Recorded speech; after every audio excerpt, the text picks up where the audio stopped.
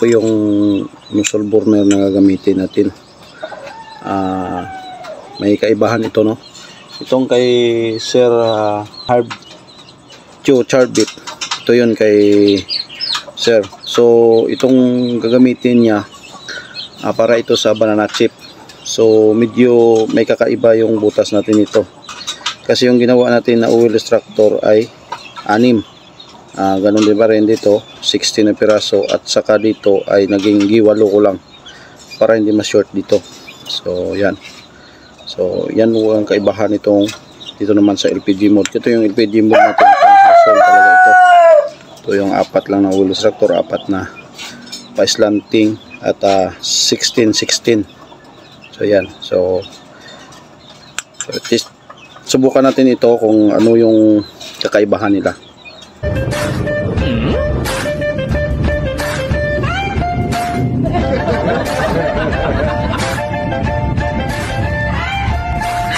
Please subscribe naman guys, maawa kayo sa monkey.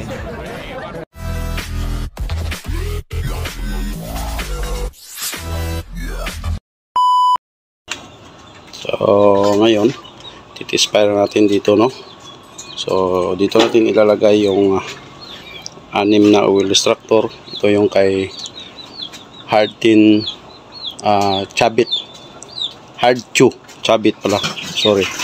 Naka full payment na po si Sir, no? Taga Butuan. So ang kuan ito, ang kanyang paglutuan ay magkuan siya. Yung negosyo niya ay banana chip. So ang ginawa natin, medyo may kuan siya, pinalakasan natin kaunti dito. So kakaiba yung butas nito. 6, 4, 16 at saka 16. Ito. Ito naman kay Sir Roderick Carnaso, taga Coronada lang po, no? Taga dito sa amin. So pang household yung sa kanya. So 4, 4, size 24. So ito yung pang household. Yung LPG mode pang household, kasi yung LPG mode pag pa-in mo, in mode mo siya, LPG mode talaga siya. So lagyan mo natin ng papel, no? Una talaga yung papel, yung palagi natin ginagawa. So sir, tutorial na po ito, sir.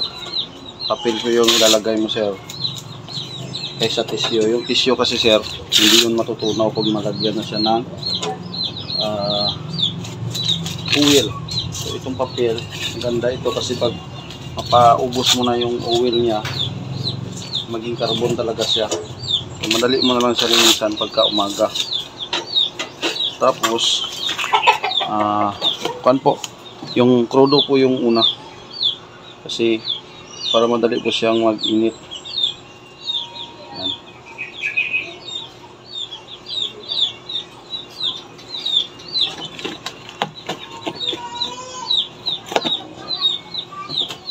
So ang tangke nito hindi pa natin nalagyan, no?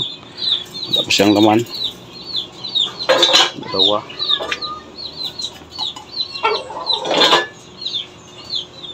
Okay. So sindihan na natin.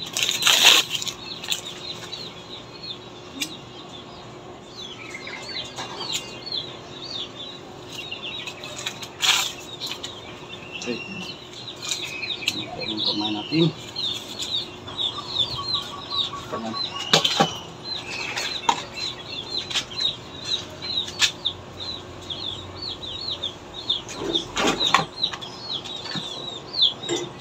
Tingnan lang natin kung nasunog na yung papel.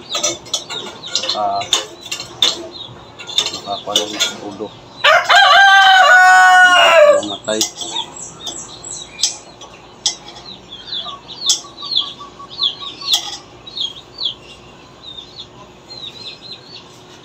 Yan. So pag ganyan, pwede na natin i-on ang blower, kalahati lang po.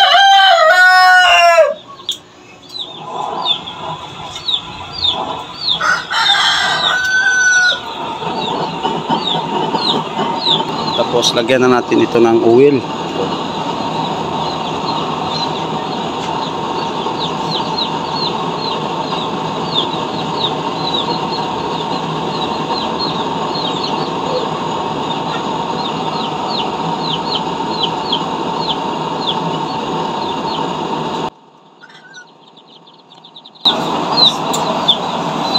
kalakasan talaga ito.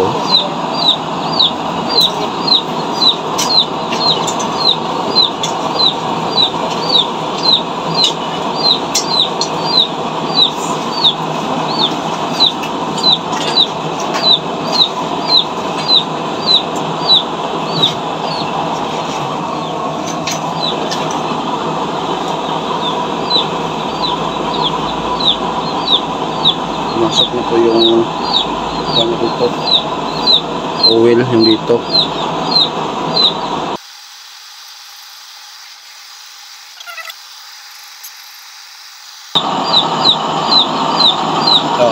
Mainit na yung oil dito. So paano yan, stable na yung apoy nya, so pwede na natin siya salangan.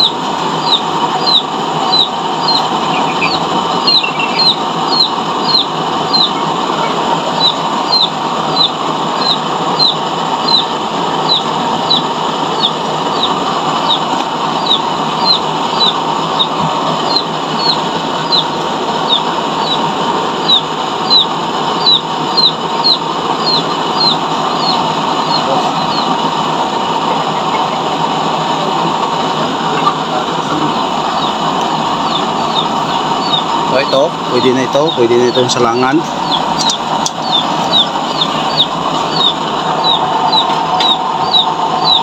Ayan, may kalakasan talaga siya, no? Ganda niyo.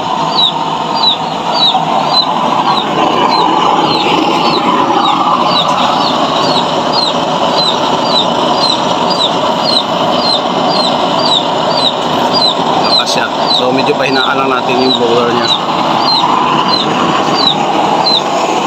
Lagyan natin sa kalahati.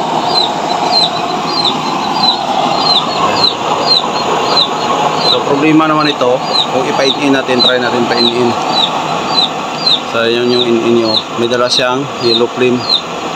Kasi nga malakas yung haluka niya doon sa ilalim. So pero kung walang pressurize, okay naman din yan. Ganyan, no? Yan, kung magluluto ka ng banana chip, sir, wag mo lang, kahit malakas yung apoy niya pero hindi siya pressurize, okay lang po yan. Kung gusto mo talaga na madali makuan, yan, pressurize mo lang. Yung isa, yung kagandahan naman yung isa, so try natin ipainin yung isa, oh. Yan yung LPG mo, oh. Yan. Yan. Hindi pa masyadong mainit yung mukha niya.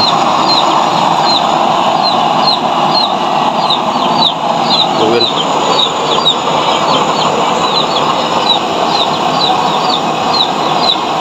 Okay, ayos na ito. Ito kay Sir Hard Chew Chabit. Ito kay Sir Chabit.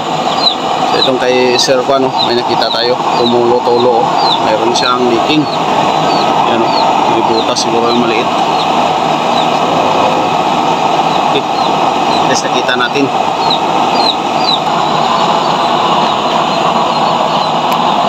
Kumulo na po, madali lang po ang kulo. Yung kulo niya, madali lang kumukulo. Yung isa, sa natin salangan. Yan yung kagandahan din ng PG mode. Yan. Yan. So try natin yung LPG mode pahinaan. Yan, mahina talaga siya, mahinahan talaga siya.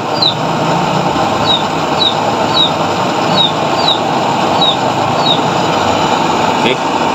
So, complete na po ito, sir. May oil level regulator para in case na hindi mo matsansya dito, lalabas lang na yan dito. Yan po. So, okay na okay.